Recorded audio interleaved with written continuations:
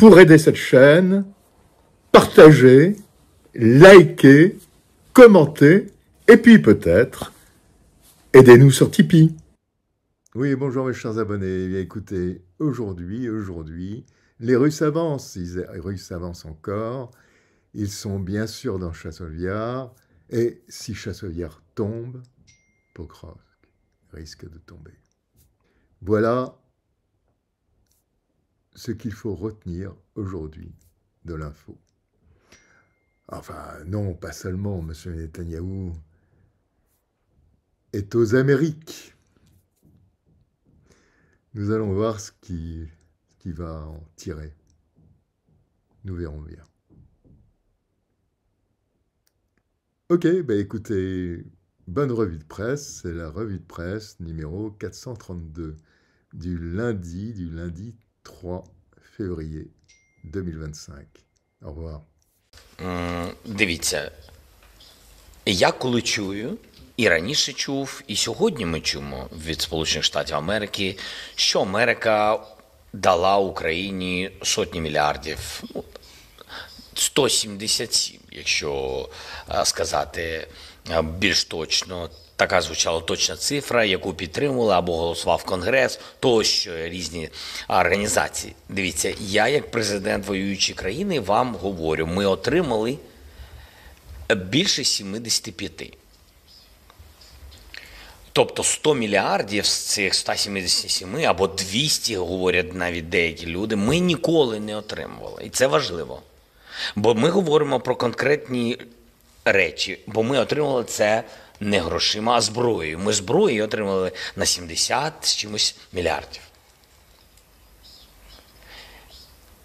Є навчання, тренування, є додатковий транспорт, є не тільки ціну на зброю, були гуманітарні програми, соціальні тощо. Але коли говорять, що Україна під час війни отримала 200 мільярдів на підтримку армії тощо, це неправда. Я не знаю, де всі ці гроші. Je vais vous faire une révélation. Qu'est-ce que vous allez faire? Parce que ça, c'est les étapes de la guerre, c'est l'avenir, c'est les choses là où il y a les approximations, vous comprenez? Les approximations de Poutine aussi, au début de la guerre. Après, là, vous savez, tout ce que vous connaissez, ils ont cette célèbre phrase que tout le monde répète, « Je vais mettre la Russie à genoux, à genoux, l'économie russe, à genoux !» 2 semaines plus tard, et Poutine, on ne savait pas comment ça, peut-être il a eu raison, et puis après, rien du tout. Vous savez, il y a mes copains à une chaîne, j'ai calculé, ils ont dit que Poutine, il a 12 cancers. Oui, bien sûr. Il va mourir.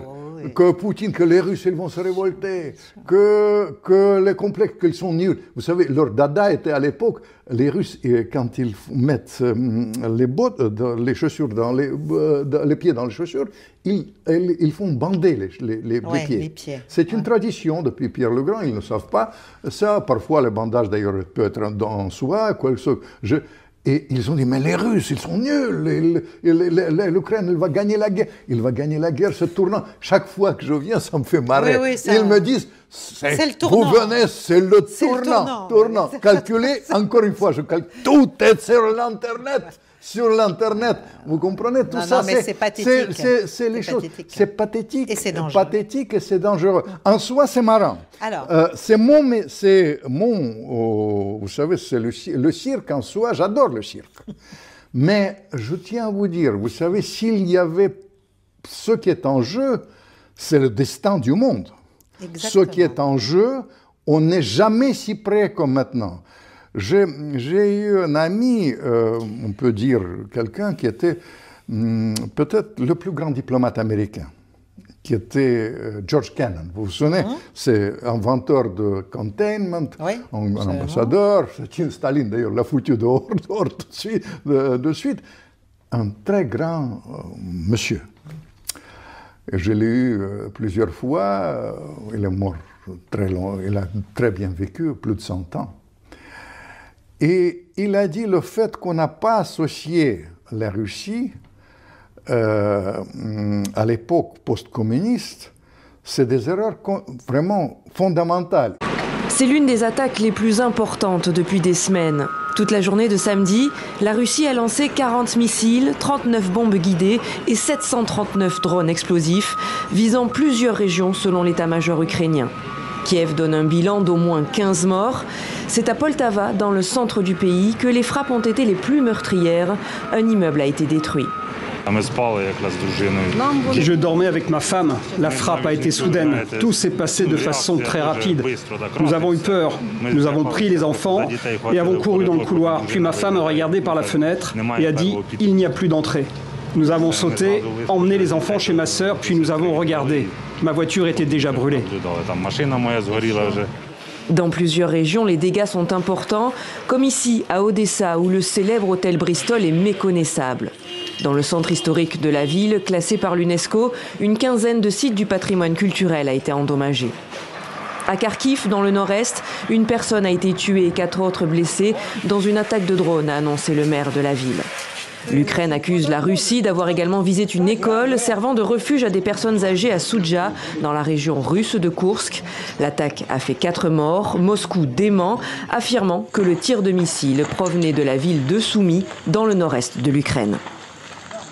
En marge du terrain lui-même, on a assisté à 2 choses qui étaient très importantes ces dernières 72 heures. Tout d'abord, dans la soirée de vendredi, le 31 janvier, il y a eu une frappe sur Odessa qui, semble-t-il, a ciblé à nouveau, j'ai envie de dire, un quartier général ou un PC avancé. Enfin, c'est un peu compliqué de donner un terme exact à ce qui a été touché, mais en tout cas, il y a des officiers, des conseillers militaires ou des mercenaires occidentaux qui ont été ciblés et tués et blessés par cette frappe. Donc là encore, entre le renseignement humain de la résistance à Odessa et les observations des systèmes électroniques russes, on peut imaginer que c'est comme la fois précédente, quand ça avait été une frappe sur les dépôts.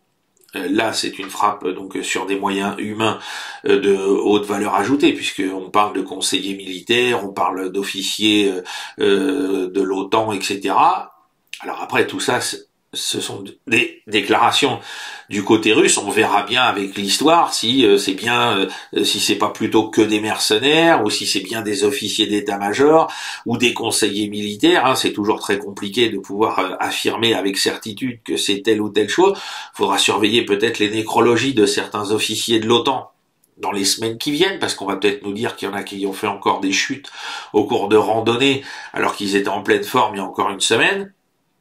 Peut-être ça nous donnera un indicateur de ceux qui ont été éliminés par cette frappe. Pour nous, ce qui est important dans cette situation, c'est que les buts de l'opération spéciale militaire seront atteints. C'est pas que la Russie veut manger un morceau de la territoire ukrainienne. On veut pas avoir l'Ukraine pro-nazie et on ne va pas avoir l'Ukraine militarisée avec les bases de l'OTAN sur son territoire. Donc, vous savez, les politiciens américains, et souvent, ils simplifient les choses pour ses électeurs. Donc, lors de la campagne électorale, il a dit oui, je vais régler le conflit en Ukraine à une journée. Hier, quand il a signé ses premiers décrets, les journalistes l'ont demandé, est-ce que vous êtes prêt à régler? Il a dit, il me reste encore demi-journée, donc peut-être ça prendra des mois, peut-être ça prendra des années, on ne sait pas. Ce qui concerne donc le saillant de Soudja, alors on voit que les Russes sont toujours à la manœuvre sur la face occidentale du saillant. Hein. C'est les 3 flèches rouges qui marquent les attaques locales qui sont menées par l'armée russe pour venir border la rivière qui passe par ce secteur. Hein. Vous voyez qu'au nord, depuis Pogrebki jusqu'à la frontière à Sverdlikovo, donc les Russes tentent d'atteindre cette rivière pour couper un peu les Ukrainiens dans des poches au nord, avec des difficultés pour pouvoir s'en évacuer. Et puis, vous avez cette flèche bleue qui vient du sud, hein, qui traverse la carte vers Soudja, et en fait, on a donc une école à Soudja qui a été ciblée. Il y a eu des civils qui ont été tués et blessés, et les Ukrainiens ont accusé l'aviation russe d'avoir fait le coup, alors qu'en fait, c'est une frappe de HIMARS tiré depuis le territoire ukrainien qui a visé ce secteur. Encore une fois, l'objectif c'était de faire des images pour dire voilà, les Russes frappent leur propre population, hein, regardez ces ordures, ils prennent aucun soin. Alors qu'au même moment, dans tout le secteur, je vous renvoie aux images, on a partagé le reportage de Patrick Lancaster il y a quelques jours sur le blog Veille Stratégique, on a découvert des charniers, on a découvert des victimes de viols, etc., qui ont été commis par l'armée ukrainienne contre la population russe, qui n'avait pas été évacuée de ce secteur. On peut dire que l'armée ukrainienne a finalement mis toute son énergie sur Koursk. Oh, vous savez, rappelez-vous, elle avait mis toute son énergie sur d'autres villes, hein, l'an dernier, il y a maintenant 2 ans. Je pense qu'on arrive à une forme d'épuisement de cette armée ukrainienne. On a aussi M. Zelensky qui a profondément remanié ses états-majors. Et vous savez que les chefs militaires ont aussi l'appréciation du terrain, comme je viens de vous le dire, qui commandent. Et force est de constater que ils ont aussi, comme je l'annonce régulièrement, il manque aussi de vecteurs militaires, c'est ce qu'on appelle des systèmes d'armes, où ces systèmes d'armes ne peuvent pas communiquer. Si vous voulez, il y a une rupture dans la chaîne entre ces matériels. Je pense les canons, les chars, les avions. Tout d'un coup, on n'entend plus parler, rappelez-vous, des F-16 qui étaient annoncés, qui pouvaient éventuellement renverser le cours des opérations, ce qui n'est pas le cas. Une chose est sûre, c'est que l'OTAN commence à s'interroger aussi sur son engagement. La chaîne logistique connaît aussi des difficultés, puisque pour faire la guerre, il vous faut des munitions. Mais il vous faut aussi des gens. Viennent à manquer pour Kiev. Tout à fait, parce que je vous rappelle que la Russie a la pleine capacité de ses moyens. Et aujourd'hui, quand on regarde la guerre moderne, tous les États qui réussissent leurs opérations sont eux-mêmes fabricants de leur propre matériel et donc assurent une chaîne logistique qui fonctionne parfaitement. La différence entre l'Ukraine et la Russie est là. L'Ukraine a certes des moyens de l'OTAN, mais qui sont défaillants dans la mesure où la panoplie n'est pas complète. Et en même temps, je vous rappelle qu'il faut une longue formation pour pouvoir prétendre à servir ces matériels. Mais j'ajouterai à cela une petite subtilité supplémentaire, c'est que vous avez aussi une doctrine d'emploi de ces matériels et force est de constater que pour l'instant, l'armée ukrainienne ne maîtrise pas tous ces éléments. Mais simplement après, et ça c'est la clé de ce qui se passait, d'où vient la crise. Après, il y avait, quelques jours plus tard, Shevardnadze, il me demande de l'accompagner avec, il y avait une rencontre, c'était pour être avec les Américains. On commence les discussions, mais surtout la vraie discussion, c'était un peu plus tard. C'était après la chute du mur, c'était au mois de novembre.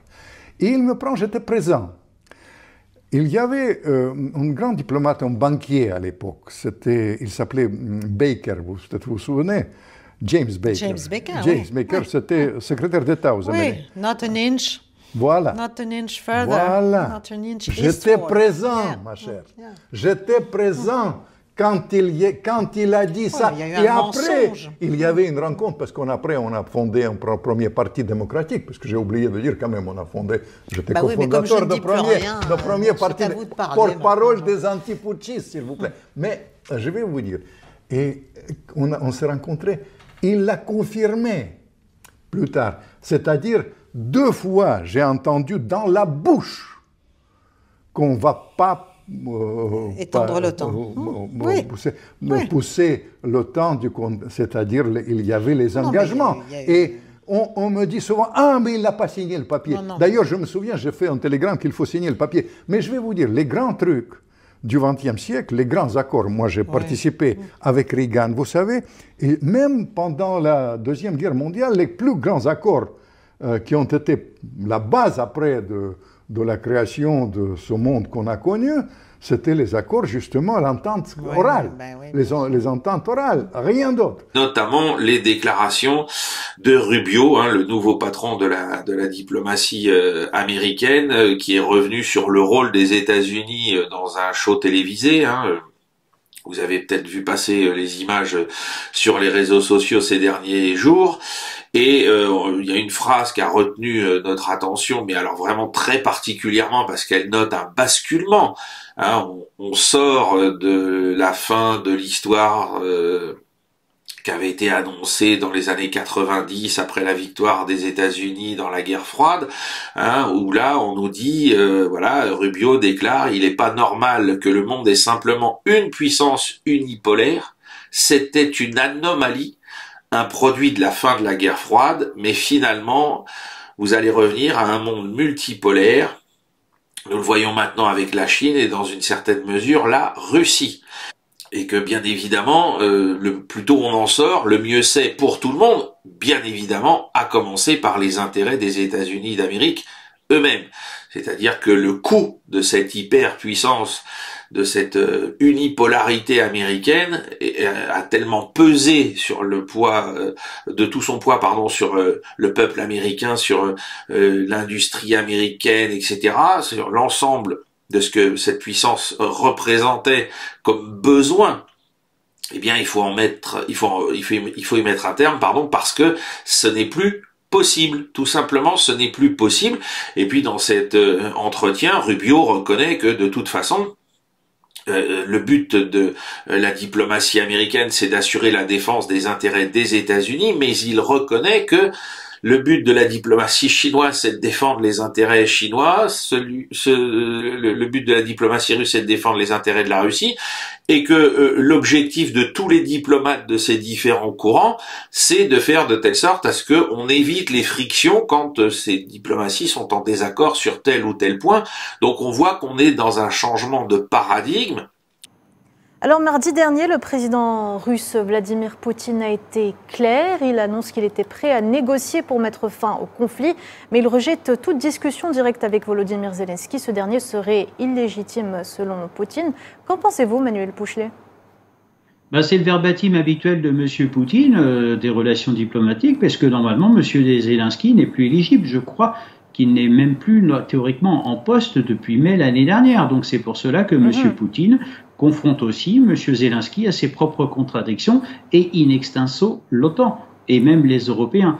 Mais vous savez, je pense que ces négociations de paix se feront essentiellement entre la Russie et les États-Unis, puisque le secrétaire d'État américain, M. Marco Rubio, l'a reprécisé encore ce week-end. Il faut que cette guerre en Ukraine cesse, tout comme cela a été martelé par le président Donald Trump. Je pense que Marco Rubio fera le travail de fond avant que M. Trump et M. Poutine puissent se rencontrer dans d'excellentes conditions pour enfin négocier. Mais vous savez, ce n'est pas la première fois qu'une guerre en Europe va se retrouver encore une fois résolue par des Américains. Je pense aux accords de Dayton en 1995 sur le cas de l'ex-Yougoslavie. Maintenant, en ce qui concerne l'Ukraine, elle divise aussi les pays de l'Union européenne, notamment avec des approches complètement différentes, et même certains se lassent aussi, je pense à la Slovaquie, je pense à la Hongrie, de ce conflit qui dure, puisque bien sûr, derrière ce conflit, vous avez l'enjeu des ressources naturelles et notamment du gaz russe, qui est très précieux pour l'Europe en tout cas. Comment est-ce que Kiev compte poursuivre ses attaques avec une armée de plus en plus affaiblie ?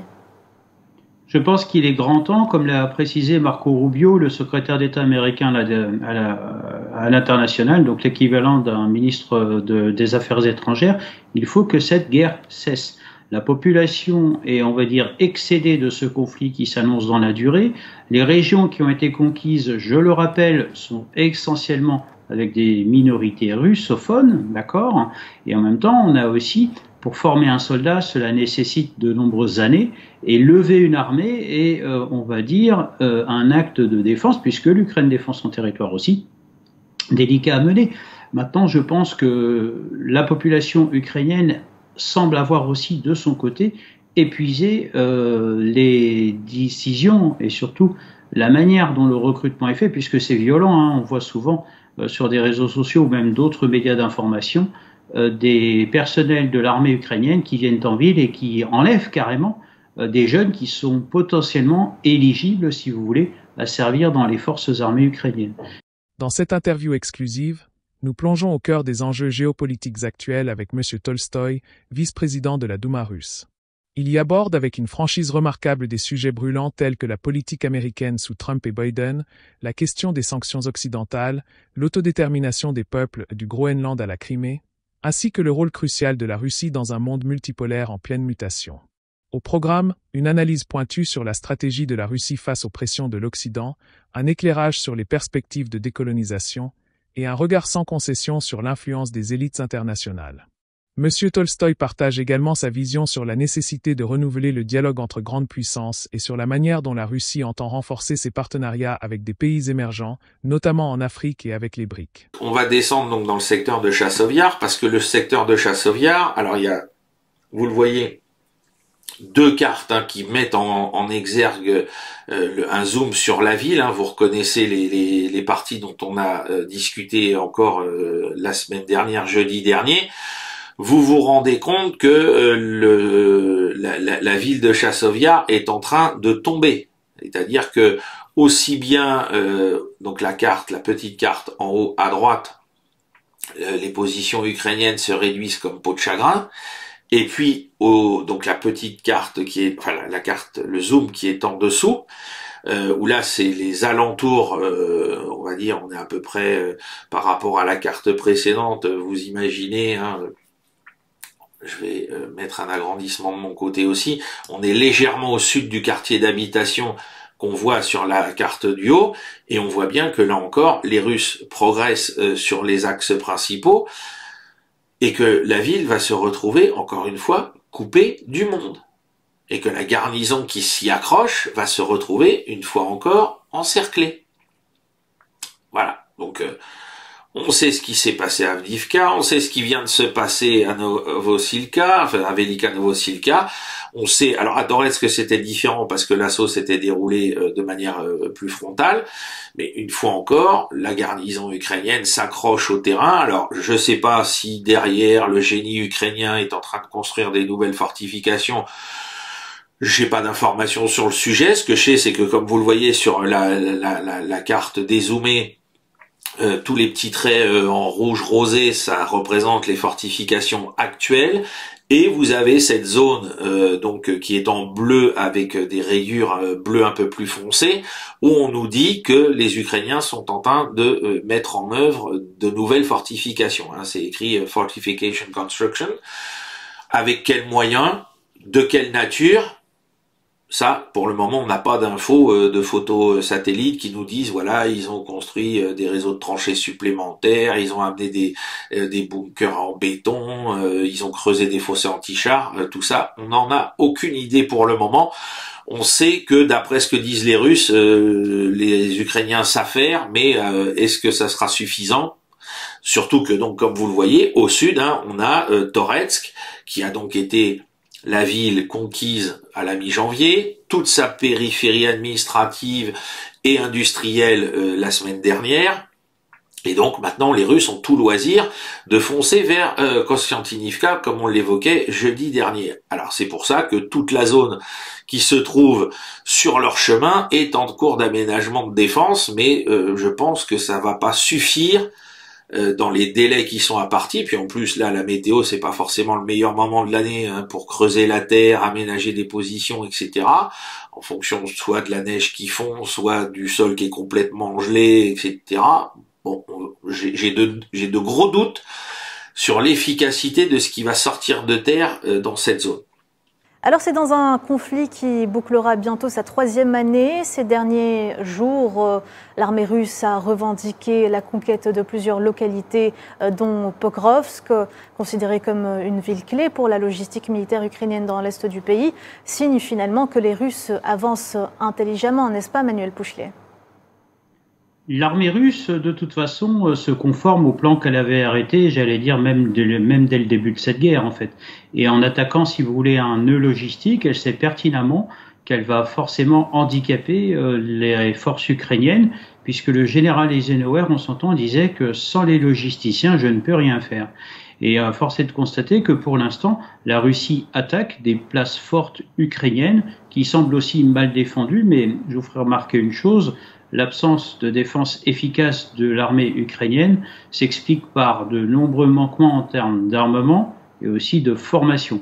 La Russie, de toute façon, a toujours été conforme à ce qu'on appelle son journal de marche des opérations, c'est-à-dire le rétro-planning, si je puis me permettre, pour traduire un petit peu aux téléspectateurs, de ces opérations. Et pour l'instant, elle est en posture de défense ferme et de conquête qu'elle risque bien sûr de réussir. En tout cas, pour l'instant, l'Ukraine est en grande difficulté, mais en même temps, du côté otanien, on s'interroge aussi sur certaines initiatives du côté ukrainien qui semblent, on va dire, souvent maladroites.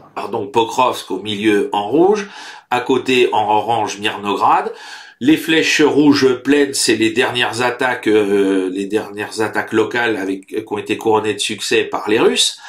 En vert, on vous a encore remis la frontière entre l'oblast de Donetsk et l'oblast de Dnipropetrovsk. Ça veut dire que les Russes, vous le voyez, en étant à Oudachne, ils sont à un jet de pierre d'un autre oblast ukrainien qui est absolument pas concerné au départ par cette guerre, et qu'ils continuent d'opérer tout ce qu'il faut pour, comme on ne cesse de le dire, un encerclement de Pokrovsk, pour couper Pokrovsk d'abord par l'ouest et puis ensuite, depuis plusieurs semaines, également par l'est, de telle sorte à ne pas avoir à conquérir la ville de vive force par un assaut frontal, puisqu'on vous a remis en bleu les grandes zones de fortification qu'il y a autour de Pokrovsk et Mirnograd, et vous le voyez, en progressant par l'ouest comme les Russes le font, ils sont en train de contourner le système de fortification qui protège jusqu'à Grishine, la ville de Pokrovsk, et puis une fois qu'ils auront dépassé la E50, eh bien, ils seront en terrain complètement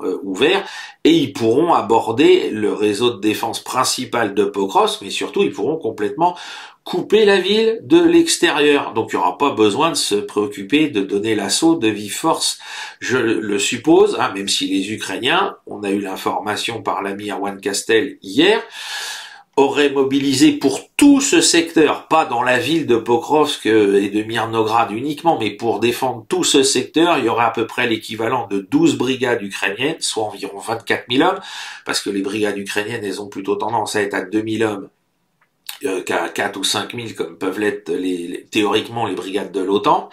Et donc on est sur un ensemble de 24 000 hommes à peu près. Il y a une brigade de chars, une brigade d'artillerie, une brigade d'infanterie de marine, une brigade d'assaut aéroportée, et le reste, c'est des brigades réputées blindées mécanisées. Na základe informácií, ktoré máme k dispozícii, dámy a páni, môžeme potvrdiť, že v pozadí organizovania mítingov na Slovensku sú, či tomu niekto chce veriť alebo nechce veriť, máme na to všetky potrebné informácie Gruzínskej národnej legie. Dovolte mi pár slov. Gruzínske národné legie sú vojenská organizácia dnes už, ktorá je súčasťou ukrajinskej armády. Pýtam sa, ako je možné, že predstavitelia gruzínskych národných légií boli aktívni v roku 2014 pri Majdane v Kieve. Pýtam sa, ako je možné, že boli aktívni v Tbilisi, kde dokonca niektorí z nich boli aj obvinení a sú trestne stíhaní za trestné činy, ktoré sa týkajú toho, čo sa dialo. Ako je možné, že tí istí ľudia sa objavujú na Slovensku a sú v kontaktoch s organizátormi. Vous me tendez la perche pour revenir à cette déclaration de l'émissaire américain Keith Kellogg, qui a déclaré dans une interview à Reuters que les États-Unis souhaiteraient que des élections aient lieu en Ukraine, des élections présidentielles et législatives, surtout lorsqu'on sait, vous le disiez tout à l'heure, que le mandat de Volodymyr Zelensky s'est achevé en mai 2024. Pourquoi cette déclaration en ce moment précis, Manuel Pouchelet ? Je pense que les Américains, vous savez, sont très lucides sur le dossier. Ils constatent qu'il y a des tergiversations européennes et en même temps, vous avez aussi une vision différente du dossier où derrière, cette administration Trump cherche aussi à réparer les initiatives, excusez-moi du mot, malheureuses de l'administration de M. Biden. Mais attention, ne nous y trompons pas. Cette guerre en Ukraine est aussi favorable à l'économie américaine dans la mesure où, derrière, les Américains demandent à l'Union européenne d'acheter leur matériel et qu'en même temps, elle ne participera pas, si vous voulez, à une force d'interposition dont on parle de plus en plus entre l'Ukraine et la Russie. Mais je pense qu'aujourd'hui, il est temps de faire l'appel. Les Américains semblent tout d'un coup pressés par un calendrier où l'on sait que leur agenda, d'ici quelques mois, risque d'être très préoccupé par la situation à Taïwan. Et ce n'est pas comme en 1944 et 45 où les Américains avaient été capables de mener 2 fronts aussi bien dans le Pacifique qu'en Europe, où là finalement ils risqueraient de laisser les Européens seuls face à la Russie, et l'Europe bien entendu tremble. On n'en parle pas beaucoup dans les chancelleries européennes, mais il est temps de trouver un compromis et également de trouver une solution à l'Ukraine, c'est-à-dire d'organiser des élections. Mais vous savez, les élections, quand on regarde l'histoire de l'Europe,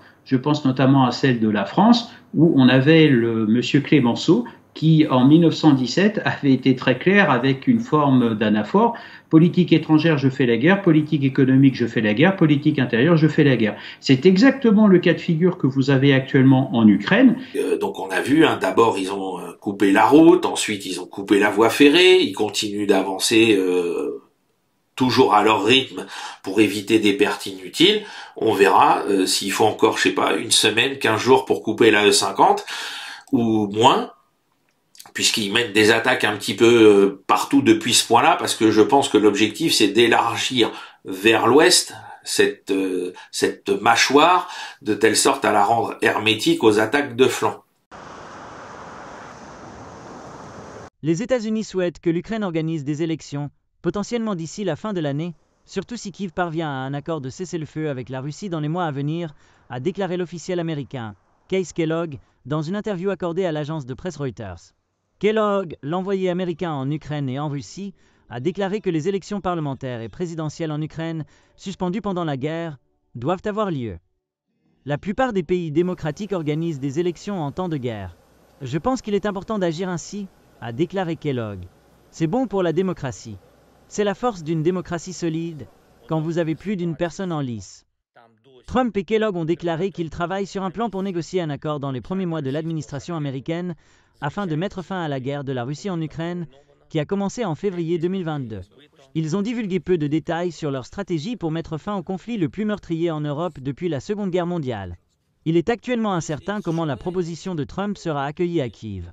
Le président ukrainien, Volodymyr Zelensky, a déclaré que l'Ukraine tiendra des élections cette année, si les combats cessent et s'il y a de fortes garanties de sécurité qui empêcheront la Russie de reprendre les hostilités. Un conseiller senior à Kiev et une source au sein du gouvernement ukrainien ont déclaré à Reuters que l'administration Trump n'a pas officiellement demandé à l'Ukraine d'organiser des élections présidentielles d'ici la fin de l'année. I'm going to make America healthier than other countries in the world right now. Will you guarantee do what every other major country does? That's a simple question.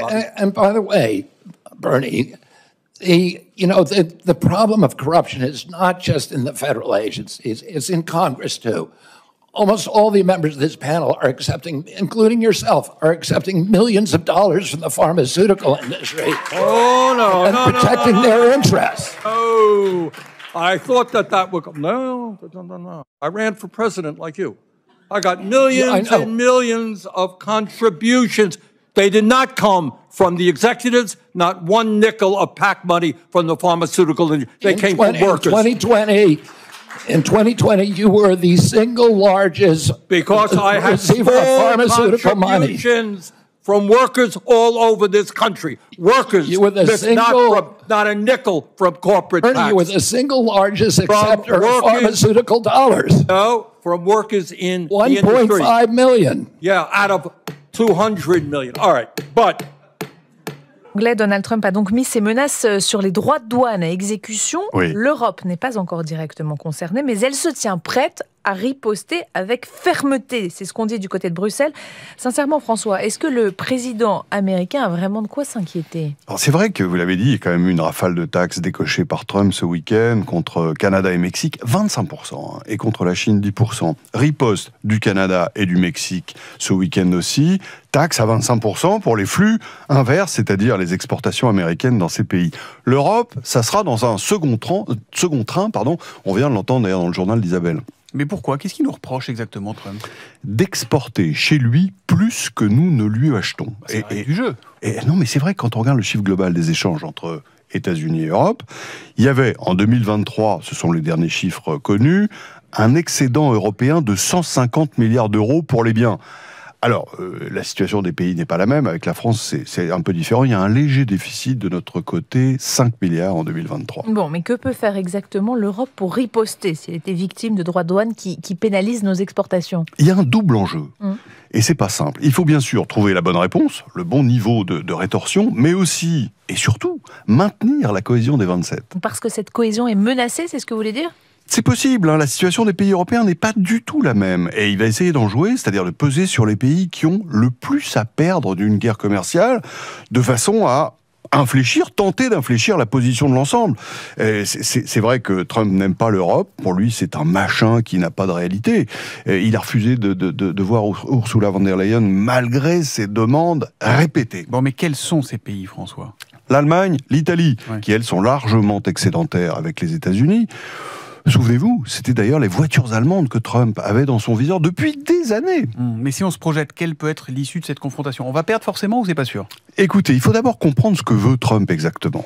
Il faut se souvenir que pour lui, les taxes, c'est un instrument pour attendrir la viande. Et il va demander que l'Europe achète plus, et c'est probablement sur l'énergie, pétrole et surtout gaz, que se concentrent ses attentes. En fait, il redoute que l'Allemagne et l'Europe, dès que le cessez-le-feu sera signé en Ukraine, ne se remettent à acheter massivement du gaz russe, au détriment du gaz liquéfié américain, qui, pendant la guerre, s'est substitué à lui.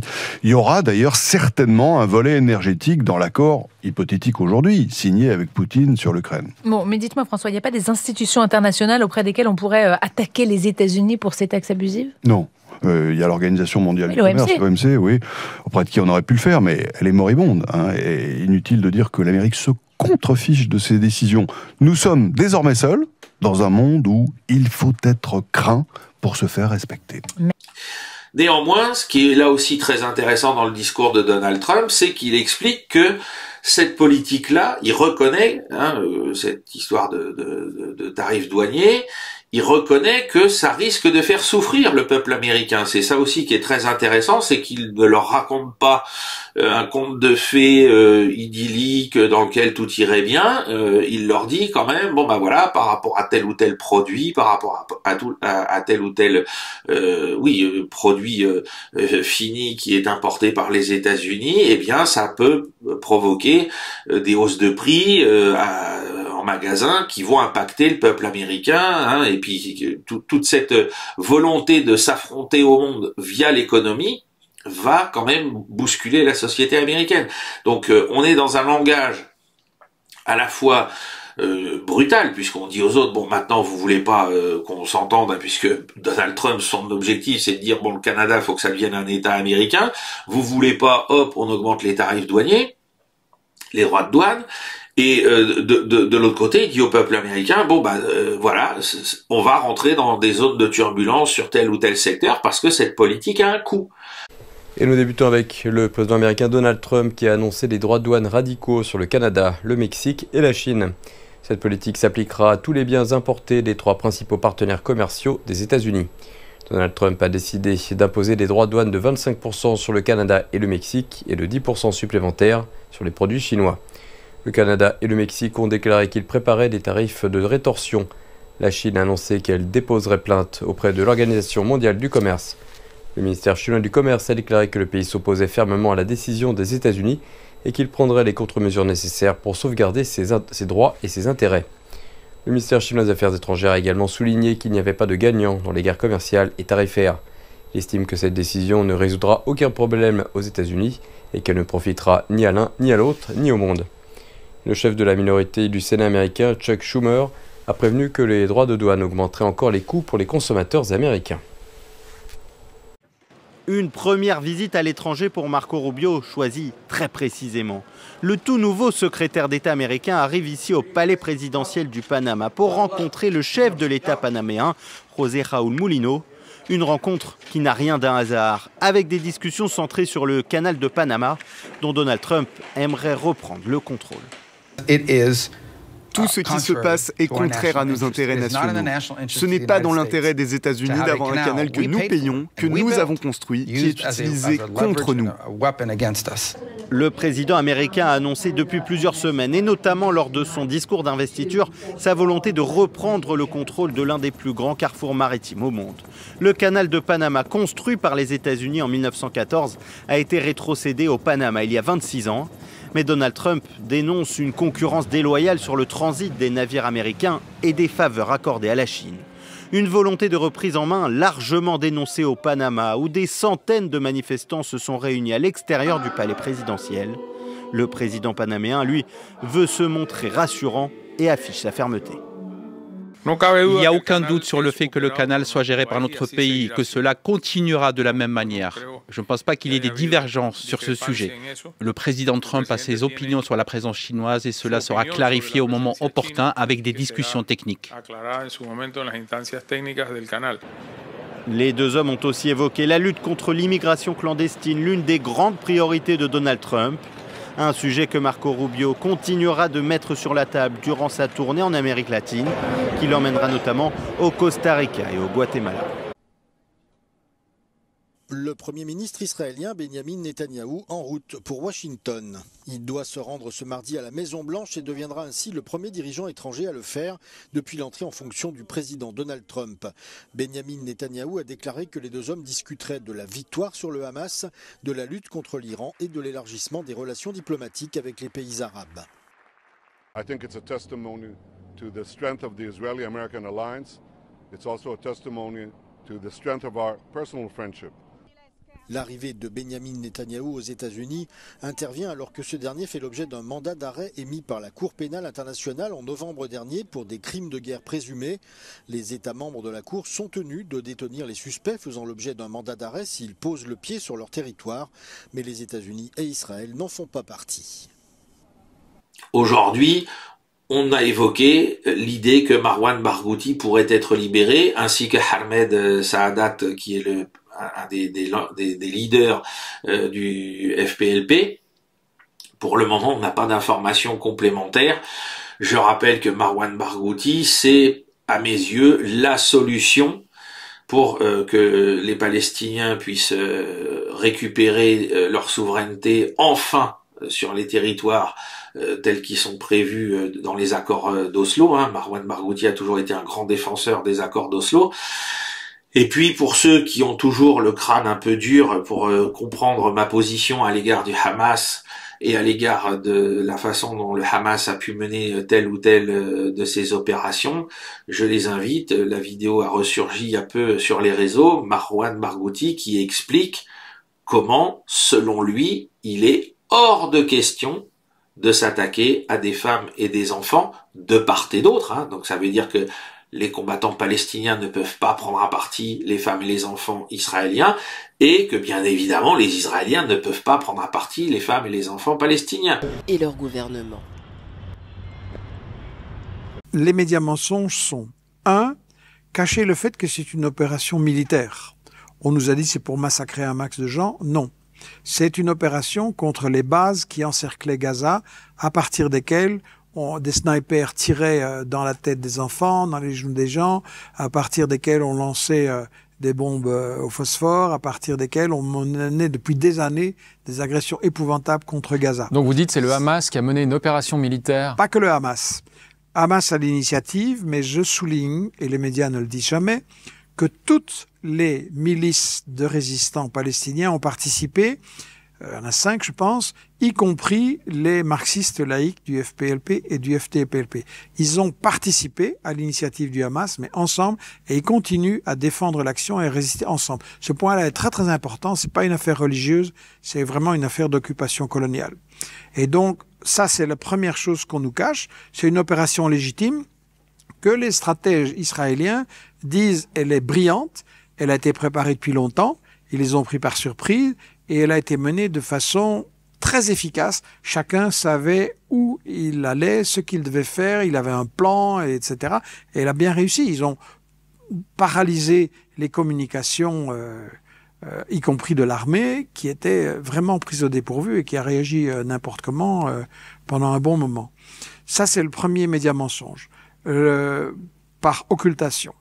Le deuxième, c'est l'histoire des 40 bébés décapités. Qui a fait beaucoup de bruit, effectivement. Ouais. Qui a fait beaucoup de bruit, qui a été relayé par toute la presse et la télé. Je montre le livre, il est basé sur des images des télés qui publient ça. Et c'est un scandale parce que il n'y avait qu'une seule source. Nous avons mené l'enquête et c'est un suprémaciste d'extrême droite qui a déjà tout un passé, etc. Il n'y avait aucun élément probant. Les autres correspondants occidentaux sur place n'ont rien confirmé. C'est quand même étonnant. Vous avez 40 bébés décapités et ils en disent rien. C'est quand même bizarre. Et la source était Event 4 News, qui était la chaîne du Patrick Drahi, un des hommes franco-israéliens, un des hommes les plus riches de France, habitué des médias mensonges, copain Netanyahou, très suspect. Et qui possède BFM TV et qui possède, voilà, et qui a donc relayé tout ça, mais les autres ont continué. Et donc, personne n'a investigué sur cette chose-là. Un petit peu Libération, mais seulement sur des aspects secondaires. Et donc, c'est un point très important parce que les journalistes qui reçoivent cette nouvelle et qui la relayent, il faut quand même se poser des questions logiques. 40 bébés décapités, hein, pas 2 ou 3, 40. Il y a combien d'habitants dans ce kibbutz? 700. Alors, vous mettez de côté les hommes, les enfants, les femmes âgées. Il reste maximum une centaine de femmes en âge de faire des enfants. Et on est en train de nous dire que dans ce petit kibbutz, 40 femmes ont donné naissance dans l'année à 40 bébés qui ont tous été décapités. Après 15 mois de guerre, le Hamas et Israël se sont entendus sur un cessez-le-feu entré en vigueur le 19 janvier 2025. Il s'agit ici de la deuxième trêve depuis le début de ce conflit. La précédente ayant eu lieu du 24 au 30 novembre 2023 et n'avait pas été reconduite après la libération de 20 otages israéliens et 60 palestiniens. La trêve en cours est perçue comme une lueur d'espoir pour les populations touchées par le conflit, tant israéliennes que palestiniennes, avec un besoin urgent d'aide humanitaire à destination de la bande de Gaza qui est devenue une région dévastée.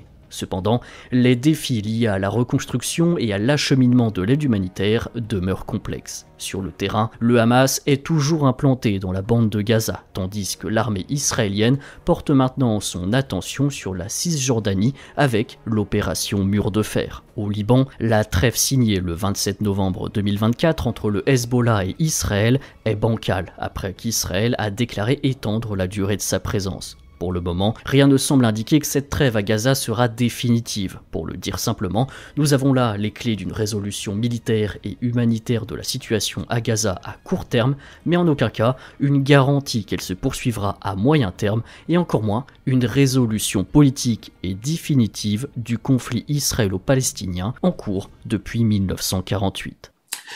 Et enfin, pour terminer, comme d'habitude, avec ce qui se passe au sud Liban, les activités du génie de l'armée israélienne se poursuivent, hein, on brûle, on démolit les bâtiments, là il y a de nouveaux villages qui ont été ciblés, hein, notamment Rabat Talatin, Al-Dassayer, voilà, on verra à la fin, puisque maintenant, je vous l'ai dit, hein, c'est au 18 février, l'accord a été prorogé jusqu'au 18 février, on verra dans quel état sera cette bande au sud Liban qu'occupe l'armée israélienne, est-ce qu'il restera quelque chose debout ou pas, hein. Alors en tout cas, malgré ces destructions, on assiste quand même au repli progressif des forces armées israéliennes, et dans certains secteurs, ça a permis à la fois à l'armée libanaise et à la population de retourner dans les villages.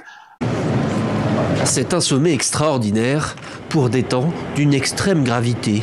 Alors que le conflit dans l'est de la RDC s'intensifie, les dirigeants des pays d'Afrique australe se sont réunis à Harare, au Zimbabwe. Tous ont exprimé leur soutien indéfectible à Kinshasa. Ils appellent à un retour immédiat de la paix et de la sécurité dans la région. Il est du devoir individuel et collectif de tous les États membres de faire beaucoup plus pour faire taire définitivement les armes. Si nous voulons réussir à réaliser ces aspirations. Mais entre les aspirations et la situation sur le terrain, le fossé est considérable. Loin de s'atténuer, les combats au contraire se poursuivent. Le M23, soutenu par l'armée rwandaise, progresse dans la région du Sud Kivu.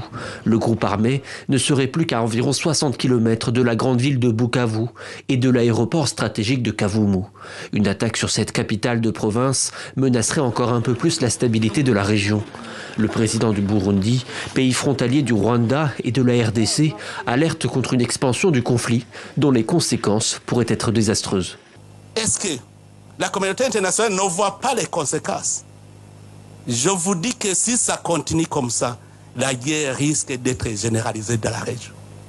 Parce que le peuple ne peut pas se laisser faire. Si le Rwanda continue à faire des conquêtes dans le territoire et dans notre pays, je sais qu'il va arriver même au Burundi. L'ONU appelle de nouveau les parties prenantes à revenir sur le chemin de la diplomatie, pour le moment sans succès. Le Burundi est en état d'alerte, l'armée ougandaise annonce renforcer ses défenses, les tensions grandissent aussi entre le Rwanda et l'Afrique du Sud. Le président congolais Félix Tshisekedi a lui condamné le silence et l'inaction de la communauté internationale, mettant en garde contre une escalade aux conséquences imprévisibles dans la région des Grands Lacs. Conflict grips the east of the Democratic Republic of Congo. The EU executive in Brussels is being asked to reconsider its minerals deal with neighbouring Rwanda. If we fail to respond decisively, we will not only betray the people of Congo, but also weaken Europe's own strategic interests. Over the past days, a rebel group known as M23, that is backed by the Rwandan armed forces, advanced on the city of Goma in eastern DRC in an incursion condemned by the international community. Ethnic tensions and armed conflicts have plagued the region for the past 30 years. The DRC's borderland areas of North and South Kivu are extremely rich in resources and dense with mines. M23 rebels have reportedly been illegally plundering materials from DRC territory and exporting them to Rwanda. This is an extract from a UN report in July last year which says that M23 established a parallel administration controlling mining activities, fraudulently exporting at least 150 tons of coltan, a critical raw material, to Rwanda. The EU's role has come under the spotlight because in February last year it signed a memorandum of understanding with Rwanda intended to boost the supply of critical raw materials used to produce things like smartphones and electric cars. But experts told us that there is overwhelming evidence to show that Rwanda exports more raw materials and minerals than it mines. Critics say the EU is turning a blind eye to illicit activities.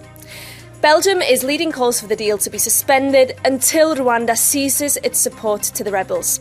The EU has so far not responded to those calls. Bonjour Dimitri, bonjour à tous. Vous revenez sur ces grandes manifestations ce week-end en Allemagne au nom de la lutte contre l'extrême droite et contre Friedrich Merz, le chef de la CDU, à 3 semaines des législatives outre-Rhin. Oui, les Allemands aiment bien défiler contre les nazis. C'est un peu tard évidemment, mais ils étaient très motivés samedi à Hambourg, à Stuttgart, à Cologne, à Leipzig et hier à Berlin, encore plus nombreux, à peu près 200 000. Vous me direz, 200 ou 300 000 Allemands, ça fait du bruit, mais il y a 61 millions d'électeurs convoqués à la fin du mois, ce qui incite à relativiser le tintamarre qu'a joué tout le week-end le grand orchestre antifasciste aux oreilles de Friedrich Merz. Le chef de la CDU a fait le scandale, vous le savez, en proposant au Bundestag 2 textes sur l'immigration auxquels la gauche s'est opposée et que l'extrême droite a soutenu. Alors le SPD du chancelier Olaf Scholz, ses alliés écologistes et l'extrême gauche ont voté contre ces textes. Oui, et mercredi, c'était une simple motion qui réclame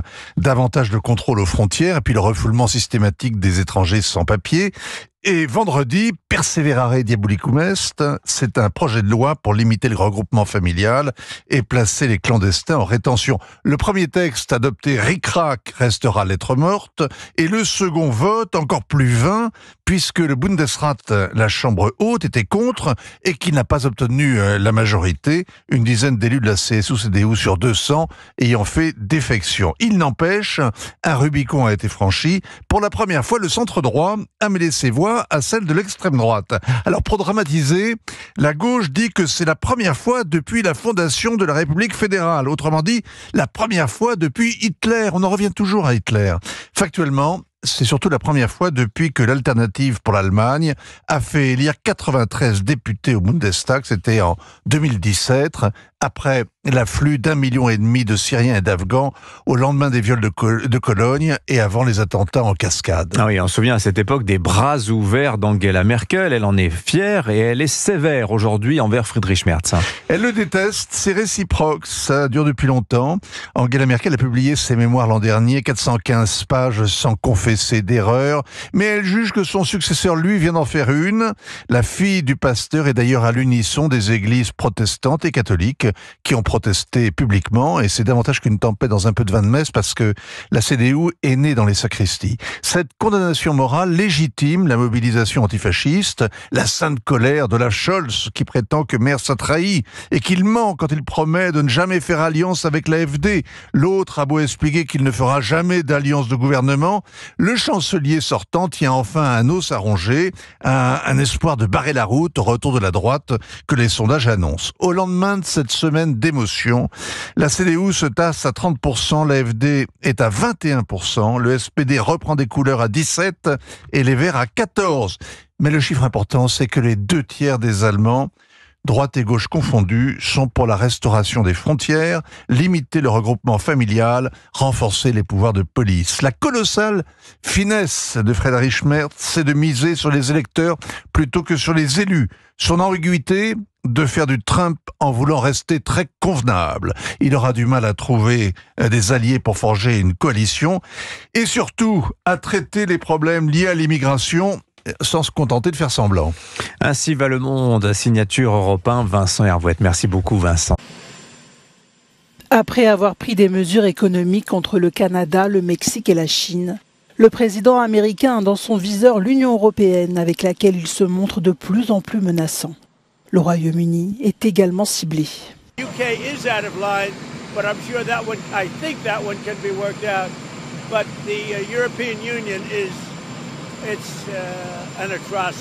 Donald Trump a fait savoir que les produits européens seront très bientôt à leur tour visés par des droits de douane.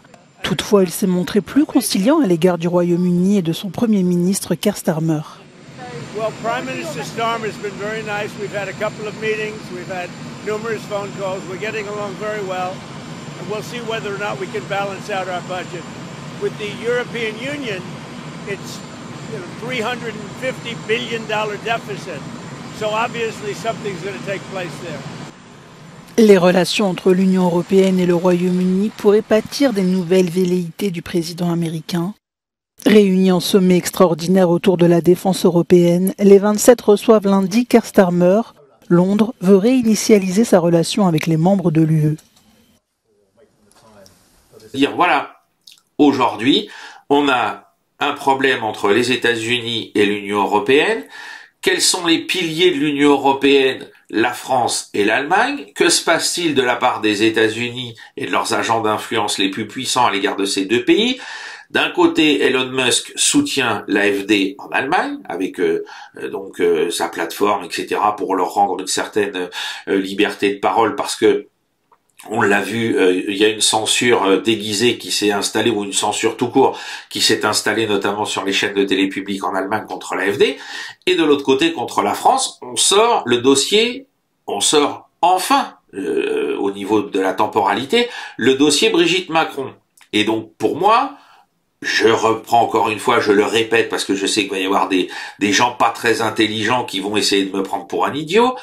Je me fiche de ce qu'il y a dans ce dossier. Ce que je sais, c'est que s'il fait parler Madame Candace Owens à ce point-là, aujourd'hui, c'est pas innocent, c'est pas pour rien, et que l'objectif qui est poursuivi, c'est de tordre le bras d'Emmanuel Macron et donc de mon pays d'une manière ou d'une autre. Et par voie de conséquence, de fragiliser l'Union européenne. Pas les histoires, alors bien sûr, comme je l'ai dit, moi je suis enseignant, et ça je l'ai toujours dit depuis avant l'élection d'Emmanuel Macron en 2017, cette histoire de relation entre un professeur et un élève, qui plus est, à l'époque où ça s'est passé, un élève qui avait donc moins de 15 ans et une adulte, quel que soit son âge, à l'époque, et puis que ce soit un homme, une femme, etc. C'est pas là la question. Si moi j'avais eu des rapports avec un de mes élèves âgés de moins de 15 ans, ça tombe sous le coup de la loi. Et donc là, on s'est toujours tous interrogés sur pourquoi ça, c'était pas tombé sous le coup de la loi à l'époque. Voilà. Et ça reste, de tout ce qui est sorti de cette affaire, c'est c'est une certitude qu'on nous a toujours affichée, et on peut toujours s'étonner de savoir pourquoi ça n'a jamais dérangé personne. Le point le plus important, c'est la fragilisation de la France et donc de l'Union européenne par et donc de l'Allemagne aussi avec l'AfD, des deux piliers que sont la France et l'Allemagne dans l'UE, par rapport à la volonté de mener une guerre commerciale et de contraindre les uns et les autres à accepter les volontés de Donald Trump en termes économiques. Donc voilà, affaire à suivre.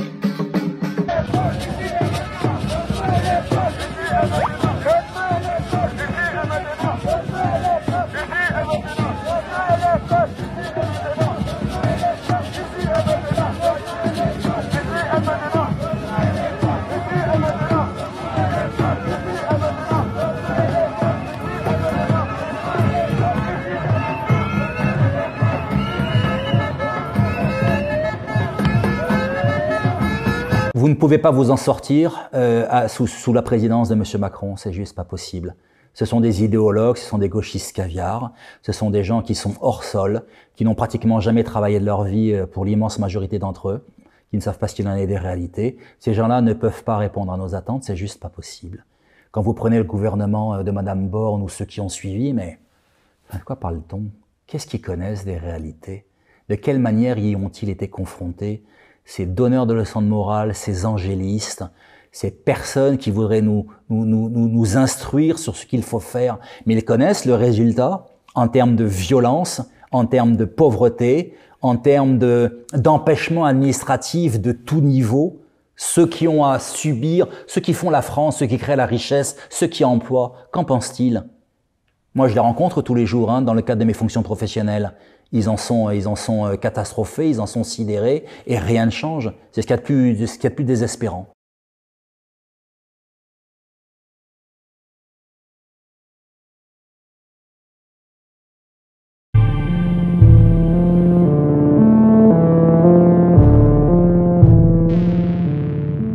Alors, pour aider cette chaîne, partagez, likez, commentez, et puis peut-être, aidez-nous sur Tipeee.